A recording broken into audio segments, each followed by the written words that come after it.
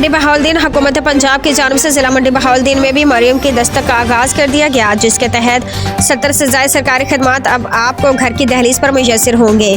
मरियम की दस्तक पंजाब हुकूमत का एक इनकलाबी इक़दाम है, जिसका आगाज़ 4 जून 2024 को लाहौर से किया गया था और अब इसका दायराकार मरहलावार पंजाब भर के तमाम अजला में कर दिया गया है। जिला मंडी बहाउद्दीन के शहरी भी अब घर बैठे domicile, police character certificate, birth certificate, death certificate, marriage certificate, तलाक सर्टिफिकेट, माजूरी certificate, e stamping, property tax, token tax, learner driving licence, motor vehicle मलकियत की मुंतकली, FIR की कॉपी, ट्रैफिक चालान, किराएदार के रजिस्ट्रेशन, नई गाड़ी के रजिस्ट्रेशन समेत 70 से ज़्यादा सरकारी खदमात हासिल कर सकते हैं। घर बैठे सर्विस हासिल करने के लिए मोबाइल पर दस्तक ऐप डाउनलोड करें या हेल्पलाइन 1202 पर कॉल मिलाएं।